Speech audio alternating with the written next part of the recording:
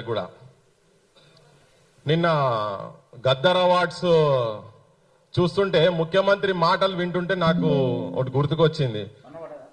ఇండ్లు కులగొట్టిండు అంటే ఇండ్లు తగలబడి ఒకడు ఏడుస్తుంటేనట, ఒకడు పోయి ఆడ సుట్టబీడి అంటించుకొని ఆ వేడి కాసుకున్నాడట.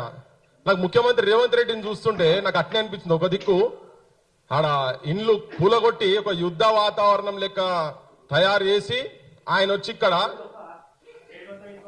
వేదిక మీద కూర్చొని ఏం పాటలు, అబ్బని తీయని దెబ్బ ఆట. అరే ఏం మనిషిరా అయ్యా నువ్వు, అసలు మనిషివా నువ్వు? నీ పక్కకు ఉప ముఖ్యమంత్రి అదే జిల్లాకు బట్టి విక్రమార్క, సిగ్గెట్ల లేదు మీకు? అది కూడా ఎవరి బొమ్మ పెట్టి గద్దరన్న చంప వలగొడుతున్నా కావచ్చు, మిమ్మల్ని కట్టె తీసి వెనక బట్టి పొట్టు కొడుతున్నా కావచ్చు మీ ఇద్దరిని. నా పేరు మీద నారా మీరు గిటువంటి మీటింగ్లు పెట్టి గిటువంటి పాటలు పెట్టి ఒక దిక్కు అక్కడ మీరు బతుకున్న మనుషులను శవాలుగా చేసి పెట్టి నా పేరు మీద 11 కోట్లు పెట్టి గీ పాటలారా మీరు చేసేది దుర్మార్గులారా, లంగలారా, దొంగలారా అని పట్టుకొని కొడుతున్నా కావచ్చు. సిగ్గుండాలి మీకు. ఊ అంటావానా?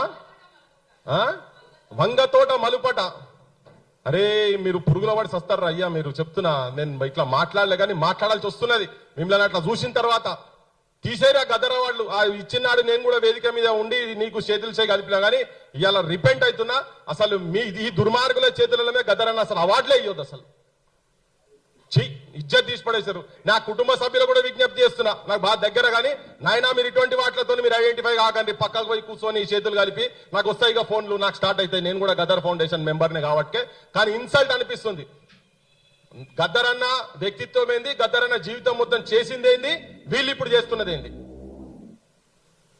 గద్దరన్న బరాబర్ వాడుతున్నాయి కావచ్చు. అది తెలివంగానే వీళ్ళిద్దరిని అరెస్ట్ చేసిరని తెలివంగానే నేను మెదక్ కోర్టులో నా కేసు ఉండే ఆ పోతనే కార్లే కూర్చొని 2 ముక్కలు పోతవురో రేవంతు, పోతవురో రేవంతు, పేదొల్ల ఉసురు దలిగి పోతవురో రేవంతు, మా బిడ్డల ఉసురు దలిగి పసిగుడ్డుల ఉసురు దలిగి పోతవురో రేవంతు, పేదొల్ల ఉసురు దలిగి పోతవురో రేవంతు, వెలుగు మట్ల ఉసురు దలిగి పోతవురో రేవంతు. బరాబర్ పోతావు రేవంత్ రెడ్డి, గుర్తుపెట్టుకో. నువ్వు చేసింది మామూలు పని కాదు. నీ అయ్యా జాగీర్ కాదు, నీ మంత్రుల అయ్యాల జాగీర్ కాదు ఆ భూమి. భూదాన్ భూమి. పేదోళ్ల గురించి ఉన్నవాళ్ళు, అభ్యుదయ భావాలు ఉన్నటువంటి వాళ్ళు, గొప్ప వ్యక్తిత్వం ఉన్నటువంటి వాళ్ళు, వాళ్ళకున్న ఆస్తిలో ప్రజలకు పంచుమని ఇచ్చినటువంటి భూమిలో 100 గజాలు ఆ పేదోళ్లకు ఉండ నీడలేక రోటీ కపడా ఔర్ మకాన్ ఒక చెత్త ఇచ్చేటువంటి ఆలోచనతోని పెద్ద మనిషి 80,000 కిలోమీటర్ల పైన 12 సంవత్సరాలు తిరిగి సాధించినటువంటి భూమిని దుర్మార్గులు మీరొచ్చి భూమి జాగ పిరమైందని చెప్పి కాజేస్తాను చూసినటువంటి రియల్ ఎస్టేట్ బ్రోకర్ గాడు, ఒక real estate broker Revanth Reddy ముఖ్యమంత్రి అయితే బ్రోకరిజం ఎంత తారాస్థాయికి పోతుంది అనేది నిర్ధారణ చేసి చూపించేసిండు క్లియర్ గా. ఆడ ఇంకొక మాట మాట్లాడతాడు ఆయన మొన్న. ఏంది, మీరు రాన్రి బయట దేశంకి అందరు రాన్రి, ఫ్యూచర్ సిటీలా మీకు మీ ఆస్తులకు ప్రాఫిట్లు ఎట్లా రావాలో నేను చూస్తా, నా బాధ్యత అని. అరే నాయనా నువ్వు ఏం మనుషులు అయ్యా మీరు. అది కొద్దికేమో అక్కడ పేదోళ్ళ గుడిసెలు గులగొట్టి ఇక్కడ లంబాడలో భూములు తీసుకుంటా. ఏ ఊరు మనం పోయింది సినరా, కుర్మిద తాండాల పట్టా భూములు మీరే వచ్చి కూర్చొని మీరే చెప్పి మీరే పాదయాత్రలు చేసి దగ్గర తీసుకొని ఓరోరు అలుముకొని ఆ ఫోటోలు తీసి జనాలకు పేదోళ్ళ నాయకుడు అని చెప్పి పోస్టర్లు పెట్టించి ఊరూర తిప్పితే మా ఊళ్ళందరూ నమ్మి నీకు ఓట్లేసిరు కదా. వాళ్ళ భూములు వాళ్ళ పట్టా భూములు కాడికే వేసుకొప్పిస్తున్నావట. ఈ పెద్ద మనుషులు పెట్టిన భూములు కాకుండా. మీరు తెలంగాణలో ప్రతి ఇంట్లో మీరు అనుకుంటున్నారేమో ప్రతి ఇంట్లో చర్చ జరుగుతున్నది, వెలుగుమట్ల చర్చ జరుగుతున్నది. ఆడిబిడ్డను కాల్తో నన్నినోన్ని కాపాడినటువంటి నువ్వు నీ సుట్టపోల్లో కాపాడుతాను చేసినటువంటి ప్రయత్నము ప్రతి ఇంట్లో చర్చ జరుగుతున్నది. 2 నెలలు తిరిగని చంటి పాపను, కళ్ళు కూడా చక్కగా తెరవని చంటి పాపను తన్నిన వాళ్ళ మీద కేసులు పెట్టిన కదా. నీ పాపం పండుతున్నది, నీ ప్రభుత్వం పాపం పండుతున్నది, రాజకీయ వ్యవస్థ పాపం, ఇప్పుడున్నటువంటి రాజకీయ వ్యవస్థ కూడా పండుతున్నది. కొంతమంది ఆడ పోయి కూర్చొని మాట్లాడి చెప్పినోళ్ళు మా అయ్యి వస్తే మేము ఇట్లా చేస్తాం అట్లా చేస్తామని చెప్పినోళ్ళు మేము చెప్పినాం అదే రోజు. మీకు నిజంగా కనుక మీ పార్టీలకు చిత్తశుద్ధి కనుక ఉండేది ఉంటే మీ ఎమ్మెల్యేలంతా వచ్చి బజార్లో కూర్చోండి, మీ నియోజకవర్గంలో బజార్లో కూర్చోండి, వాళ్లకు ఇండ్లు వచ్చేదాకా మేము బజార్లోనే ఉంటామని చెప్పండి మీ ఎమ్మెల్యేలతో అని చెప్పి బహిరంగంగా ఆడ చెప్పొచ్చినాం. మేము అన్ని పార్టీలకు, కమ్యూనిస్ట్ పార్టీలు కూడా ఉట్టి వచ్చి రిప్రజెంటేషన్స్ కు మేము స్పీకర్ దగ్గర వచ్చి చెప్పినాము, నేను వాళ్ళ షోలో చెప్పినాము, గివిలకు టెలిఫోన్లు చేసినాము, వాళ్ళకు మెమొరాండంలు ఇచ్చినాం. గివి కాదు, అది బీఆర్ఎస్ వాళ్ళు కానీ బీజేపీ వాళ్ళు కానీ సిపిఐ వాళ్ళు కానీ సిపిఎం వాళ్ళు కానీ అసెంబ్లీ అవుతుంది కదా వెలుగుమట్లో ఇప్పుడు బజార్లో ఇయ్యాల మనం ఉన్నాం. ఇక్కడ ఉన్నంత సేపట్ల మా అన్న చెప్పింది ఇంతకు ముందు, ఆడ అప్లికేషన్లు ఇస్తుంటే వేల మంది ఉన్నారు అక్కడ. వేల మంది ఒక్కసారి జూమ్ చేసి చూపిండి, జనాలకు చూడాలి, జనాలు చూడాలి, ఒక్కసారి చూడరు. ఇది వేల మంది కలెక్టర్ ఆఫీస్ ముంగడ నిలబడ్డారు. ఇల్లు రాలోను కలెక్టర్ ఆఫీస్ ముంగడ వేల మంది నిలబడ్డారు. మీకు కూడా ఈ వీడియోస్ పంపిస్తాము, జనాలు చూడరు ఎంత మంది ఉన్నారో. 311 మందికి ఇయ్యంగానే మామా అనిపించుకోని యోవని ఖాతాల వాడు మేమొస్తేనే. అరే నాయన 12 ఏళ్ల నుంచి ఆడ కరెంటు లేక నీళ్లు లేక ఈ సంఘాలలో ఓపీటీఆర్ఎస్ ఉండి కావచ్చు, పేదోళ్ల సంఘాలలో అందరు కొట్లాడుతున్నాయి. అన్ని ఒక పక్కకు వారేసి ఇక బొట్లు పెట్టుకున్నాడు, డప్పులు కొట్టుకున్నాడు, ఇవే సురువైనాయి. ఇళ్లకు రాగానే గుమ్మడికాయలు కొట్టుడు, మంగళారతులు తిప్పుడు. ఈ ఎక్కడ తమాషారా అయ్యా ఇది? ఏంది ఏడున్న మీదంతా జనం అంతా చూస్తున్నారు, మిమ్మల్ని మీ డ్రామాలన్నీ చూస్తున్నారు. జనం ఏం చేస్తున్నారు? ఇప్పుడు మనం ఇడుంటే జైళ్ళలో మగ్గుతున్నారు. పోయి ఆ ఇష్యూ గురించి కొట్లాడేవాళ్ళు జైళ్ళలో మగ్గుతున్నారు. 62 ఎకరాల 7 గుంటలు అది భూదాన్ భూమి. వీళ్ళందరూ 1895 మందికి ప్రొసీడింగ్లతో సహా మంచిరన్ని. అవన్నీ కావాలి కదా, ఏమిటికేం లేదు. మొత్తం ఆ గవర్నమెంట్ రాగానే వాళ్ళు ములాఖాత్ అయినరు. గవర్నమెంట్ వాళ్ళు వీళ్ళు ములాఖాత్ అయినారు. అసలు సమస్యనే లేదన్నట్టుగా మామూలుగా అసెంబ్లీకి పోతున్నారు. మంచిగా అసెంబ్లీలో ఎవరి దాడు మాట్లాడుకుంటారు, ఎవరి పనాడు చేసుకుంటారు, ఎవరి ఇళ్లలో పోతున్నారు, దావతులు చేసుకుంటారు, అన్ని నడుస్తూనే ఉన్నాయి. ఇప్పుడు 50 ఏళ్ళు పెళ్లి అయినా దావతి, అదొక కథ నడుస్తుంది. ఇవాళ వాళ్ళ దగ్గరికి ఇల్లు పోతున్నారు. ఇదంతా ఒక తమాషా, ఒక రాజకీయ డ్రామా చేసి అసలు సమస్యను పక్కదారిన పట్టించి అసలు ఈ భూమి ఏంది, భూమి ఎంతమంది అర్హులు, ఎంతమందికి ఇచ్చిండ్రు, ఎవరి భూమి ఇది, ఇండ్లు గులగొట్టుడు. ఇప్పుడు 311 మందికి ఇచ్చిండ్రు కదా మీరు. అసలు 311 మందికి మీరు ఇచ్చిండ్రంటేనే వాళ్ళకు కానూన్ ప్రకారంగా ఉన్నట్టే కదా. మరి ఎవడు గులగొట్టమని నిన్ను ఎట్లా గులగొట్టినావు? నువ్వు నోటీసులు ఇచ్చినావా? మాకు చెప్పిండ్రు నోటీసు కనుక ఇచ్చినామని అనేది ఉంటే అక్కడనే కలెక్టర్ ఆఫీస్ కారనే ఉడేసుకొని చస్తాం, లేకపోతే ఆ బంగ్లాల మీదకి వెళ్ళి దునికి చచ్చిపోతామని చెప్పిర్రు. ఇంత ఘోరంగా బహిరంగంగా భూమి దోపిడి, ఈ తెలంగాణ నేలను త్యాగాలతో తీసుకొచ్చుకున్నటువంటి తెలంగాణను సర్వనాశనం చేస్తున్నారు. ఈ రాజకీయ వ్యవస్థ ఉన్నోళ్ళందరూ ఎవడు? పొంగులేడి తెలంగాణ అన్నోడు కాదు, తుమ్మల నాగేశ్వరరావు తెలంగాణ అన్నోడు కాదు, భట్టి విక్రమార్క తెలంగాణ అన్నోడు కాదు, రేవంత్ రెడ్డి తెలంగాణ అన్నోడు కాదు. వీళ్ళ బాస్ వీళ్ళందరూ ఇటువంటి చెత్త నా కొడుకులను తీసుకొచ్చి మనం అధికారంలోకి కూర్చోబెడితే మనకి ఇదే శాస్తి అవుతుంది. జనానికి కూడా 500కు 1000కి బాటిళ్లకు, మటన్ ముక్కలకు, చికెన్ ముక్కలకు, నా కులపోడు, నా మతపోడు, నా ఇంటి పక్కోడు ఇట్లా ఓట్లేస్తే ఇటువంటి నాయకత్వమే వస్తుంది. ఇది అనుభవించాలి. అందుకే ప్రజలు కూడా మారాల్సిన అవసరం ఉన్నది. వాళ్ళు మొత్తుకుంటున్నారు. ఇవాళ గడియారం ఇయ్యంగానే ఇళ్ళ గడియారం పెట్టిరు. మేము పోతే మా సీను మేము రాళ్ళు మేము పోతే ఏ ఆడమైనా కానీ సీనన్న గడియారం కనబట్టే సీనన్న వాళ్ళు నలగబెట్టి వచ్చిన వాళ్ళు బొమ్మ తలగబెట్టి వచ్చిన. ఎందుకంటే జిందా తలగబెట్టేందుకు వాళ్ళు లేడు కదా. కానీ అది మన పంతా కాదు. కానీ రాజకీయంగా మాత్రం అటువంటి వాళ్ళను తగలబెట్టాలి. రాజకీయంగా వాళ్ళకి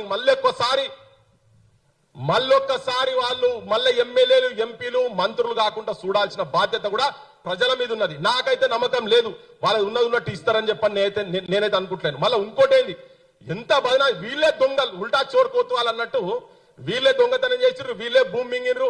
వాళ్ళకే భూమి కావాలని 30 ఎకరాలు వాళ్ళకే తీసుకున్నారు. తీసుకున్నాక మళ్ళా ప్రజల గురించి నిజాయితీగా కొట్లాడుతున్నటువంటి వాళ్ళ మీద పొద్దున్నేస్తే వీళ్ళు లంగలు దొంగలని అమాయకులను తీసుకుపోయి లోపల పడేస్తారు. ఇంత ఘోరం అంటే పసిపాపలు రోడ్ల మీద ఉండి దోమలు గుట్ట. మావాడు ఊకే ముఖ్యమంత్రి చెప్తాడు, నా ఇంటికి రాత్రి 12 గంటలకు పోలీసు వాళ్ళని పంపించిండ్రు, 1 ఇంటికి పోలీసు వాళ్ళని పంపించిండ్రు, నా బిడ్డ పెళ్లికుండగా నన్ను లోపల పడేసారు. సక్కదనమైన పని చేసినవనా? 12 కాకపోతే 1 ఇంటికి వస్తారు, 2 ఇంటికి వస్తారు. అరే దుర్మార్గుడు, నువ్వు ఇల్లు లేకుండా చేసి బజాట్ పారు చేసి రోడ్ల మీద 4 సంవత్సరాలు 3 సంవత్సరాలు నెలలు నిండని పాపలకు దోమలు గుట్టంగా ఆ వీడియోలన్నీ జనం కూడా చూసారు కదా. నిన్నేమనాలా? మరి వాళ్ళకెంత కసి ఉండాలి? అనొద్దు, చెప్పొద్దు. కానీ అందుకని ఒకటి తలకాయ తిరిగినోడు ఉంటే నేను కథమే పట్టియాలి అసలు యాక్చువల్గా. ఎందుకంటే నీకు అంత కోపం వచ్చినప్పుడు మరి ఆ జనాన్ని రోడ్డు మీద పడేసినావు కదా, వాళ్ళ తప్పేం లేదు. నువ్వేమో పాప పను తప్పుడు పని నువ్వు చేసినావు, వాళ్ళు అట్లేం చేయలే. వాళ్ళు నిజాయితీగా పేదరికంలో ఉండి వాళ్ళకు వచ్చిన భూమిలో వాళ్ళు ఇల్లు కట్టుకుంటున్నారు కదా. ఇలా పైసలన్నీ వాళ్ళు అప్పులు అడుగుతున్నట. ఎవరిస్తారు అప్పులు? వాళ్ళ అప్పులు ఎవరు తెరవాలి? ఎంతమంది ఆత్మహత్యలు చేసుకోవాలి ఆడ? ఒక్కొక్కరు 2 లక్షలు 3 లక్షలు 5 లక్షలు 6 లక్షలు 10 లక్షలు అప్పులు తీసుకొచ్చారు. ఒక్కరికి కూడా మీరు చూడుర్రి పోయి, ఇప్పుడు కూడా మీరు చూడుర్రి, ఒక్కరి మెడలో కూడా పుస్తల తాళ్ళు లేవు, వాళ్ళకు బంగారు పుస్తల తాళ్ళు లేవు. ప్రతి ఒక్కరు ఆ ఇండ్ల మీద, ఆ ఇటుకలకు, ఆ సిమెంట్ కో, ఆ రాయికో, ఆ పునాదుల మీదనో వాళ్ళ పుస్తలు కనబడతాయి. వాళ్ళ పుస్తలు అమ్మిన పుస్తలు, గిరివి పెట్టిన పుస్తలు కనబడతాయి అక్కడ. ఇది వాస్తవం. అందుకే కడుపు గాలి ఇలా రేవంత్ రెడ్డి గురించి మాట్లాడాల్సి వస్తుంది, రాజకీయ వ్యవస్థ గురించి మాట్లాడాల్సి వస్తున్నది. కడుపు గాలి మాట్లాడుతున్నావు. ఇవన్నీ ఇంత దుర్మార్గమా? రాజ్యం నడుతురా మీరేం? నీ అయ్యా జాగిరి నడుతురా ఏంది? జనానికి కూడా అర్థం చేసుకోవాలి. ఇవన్నీ జనానికి అర్థం కావాలి. మొత్తుకుంటున్నాం. అరే దీస్తోని పోతే కూడా లోపడిస్తారు, కేసులు పెడతారు. ఎన్ని కేసులు పెడతారు? ఎంతమందిని చంపుతారు? ఎంతమంది చావాలి తెలంగాణలో? ఈ ప్రాంత అస్తిత్వం గురించి సాయుధ పోరాటంలో చచ్చిపోయారు, అన్నల వయసు చచ్చిపోయారు, తెలంగాణ విముక్తి కోసం చచ్చిపోయారు. ఇప్పటి కూడా సచ్చినందుకు సిద్ధంగా ఉన్న వాళ్ళం బొచ్చడి మంది ఉన్నాం. బరాబర్ మీ అసొంటి రాజకీయ వ్యవస్థను ఎండగడతాం. అన్ని రాజకీయ పార్టీలు ఇలా ఆడ బయటకు వచ్చి కూర్చొని, ఆ వినోబా భావే ఆయన ఎవరు గాంధీ శిష్యుడు, ఆ విగ్రహం కాడుండి ఈ అసెంబ్లీలకు మేము రాం, లేకపోతే ఆ ముంగటున్నటువంటి గన్ పార్క్ దగ్గర వచ్చి అమరుల సాక్షిగా ఏ రాజకీయ పార్టీలు వాళ్ళకు న్యాయం జరిగే వరకు మేము అసెంబ్లీలో పోమని చెప్పి ఒక్క రాజకీయ పార్టీ అంటలేడే. బీఆర్ఎస్ అంటలేడు, బీజేపీ అంటలేడు. బయటికి రాగానే మళ్ళా మేము పోయినందుకే వచ్చినాయి అని ఓడి చెప్తాడు. మా అయ్యి వచ్చినాక ఓరంటారు. ఇవన్నీ ఏంటి తమాషా? ఏంటిది? ఎంత అందరు కలిసే ఉన్నారు. వీళ్ళందరూ కలిసి కట్టుగా పంచుకుంటున్నారు. గత ప్రభుత్వం ఉన్నోడు ఆయన వచ్చి ఆడ దాడి చేసి తీసుకుందామంటే తిరగబడ్డారు. వీళ్లకు టైం వేయకుండా పుస్తకాల కాడికెళ్ళి చదువు, నీకు కాలి బిడ్డకు, నీ బిడ్డ పెళ్లికి రాలియలేదనే నీకింత రోషం వస్తే ఆడ పాపం పైసా కూడా పెట్టుకొని తిన్నరో లేదో వాళ్ళు ఫీజులు కట్టుకొని చదువులు చదివిస్తే పరీక్షల టైంలల్లా వాళ్ళ పుస్తకాలు కూడా తీసుకునేటువంటి టైం లేకుండా చేసి పుస్తకాలు వాళ్ళ కనబడ్డాయి. మేము పోయి ఇట్లా జరుపుతుంటానికి ఒకటి 6వ తరగతి పుస్తకం, ఒకటి 9వ తరగతి, ఒకటి ఇంటర్మీడియట్ పుస్తకాలు కనబడ్డాయి. మరి వాళ్ళ భవిష్యత్తు ఏం కావాలి? జనం కూడా ఆలోచించాలి. వీళ్ళు ఎంత ఘోరమైన అనుకుంటారు కావచ్చు, 700 ఇండ్లే కదా అని చెప్పి అనుకుంటారు కావచ్చు, 1000 మంది ఇండ్లే కావచ్చు. ఒక్కరికి కూడా అన్యాయం జరిగినా అది సమాజం దాని మీద స్పందించాలి. ఒక్క విషయం కాదు, నిరుద్యోగుల ఆత్మహత్యలు జరుగుతున్నాయి. ఎక్కడ నువ్వు ఏది పోడు భూములు అదే మళ్ళా రైకలు బట్టి గుంజురు. మన పుస్తకంలో చదివిన ఫస్ట్ దాంట్లో ఇప్పుడు వచ్చేటప్పుడు చూస్తుంటే కనబడ్డది. ఆడోళ్ళ పేర్లు కొంతమంది రాసిండు. రైకలు అటు ఇటు పోతుంటే కూడా గుంజుకొని వచ్చి అలా ఎట్లా బియ్యం బస్తాలు వేసినట్టుగా వాళ్ళని తీసి బ్యాన్డర్లు వేస్తున్నట్టు ఆడోళ్ళని. ఇక నువ్వు ఇంతకుముందు ప్రభుత్వానికి నీకు తేడా అయిందే ఆ రేవంత్ రెడ్డి. అందుకే మేము చెప్పినాం రజాకార్ రేవంత్ నాయుడు అని చెప్పి అదే రోజు అన్నాం. నీకు రాజకీయంగా గోరి కడతారు తెలంగాణ జనం, బరాబర్ గోరి కడతారు తెలంగాణ జనం. పక్కా ఆ భూములు 1895 మందికి వాళ్లకు 80% రావాల్సిందే, వచ్చేదాకా ఆగదు. వాళ్లకు ప్రభుత్వ పైసలు కాదు, కోర్టుల కూడా విజ్ఞప్తి ఏంటంటే ప్రతిసారి కోర్టు ధిక్కరణ. ఇప్పుడు వాళ్ళకి ఆర్డర్స్ ఉన్న తర్వాత కూడా చేసిరు కదా, వాళ్ళ వ్యక్తిగత ఆస్తులను జప్తు చేసి ఇవ్వాలి. ఆ పొంగులెట్ అనుకోనికి పక్కనే వానికి అక్కడ ఉన్నది ఫంక్షన్ హాలే ఉన్నదట. 100 ఎకరాలు ఉన్నాయి కదా, ఇల్లీగల్ గా కబ్జా చేసి పెట్టి ఉన్నాయి కదా పోడు భూములు. వీళ్ళంతా తుమ్మల నాగేశ్వరరావు తీసుకున్నాయి. అవన్నీ వాపస్ తీసుకోవాలి, గవర్నమెంట్ వాపస్ తీసుకోవాలి. కోర్టులు కూడా అట్లా డైరెక్షన్స్ ఇవ్వాల్సిన అవసరం ఉంది. లేకపోతే వీళ్ళు ఆగుతలేవు. కోర్టు ఉన్న తర్వాత ఎంత ధైర్యం వీళ్ళు వచ్చి అక్కడ చేసేందుకు. అంత ఎక్కడో కోర్టులు కూడా ఎక్కడో ఇన్ఫ్లుయెన్స్ అవుతున్నాయి అని జనంకు డౌట్ వస్తున్నది. అట్లా రాకుండా చేయాలంటే బరాబర్ కోర్టులు కూడా యాక్షన్ తీసుకోవాల్సిన అవసరం ఉన్నది. ఈ ప్రభుత్వము ఇట్లనే ప్రజలకు వ్యతిరేకంగా మీరు ఏది చేసినా గానీ ఈ ప్రభుత్వము మీరు పర్మనెంట్ గా ప్రజల మనసులకి వెళ్ళి రాజకీయంగా మీరు భూస్థాపితం కాబోతున్నారు.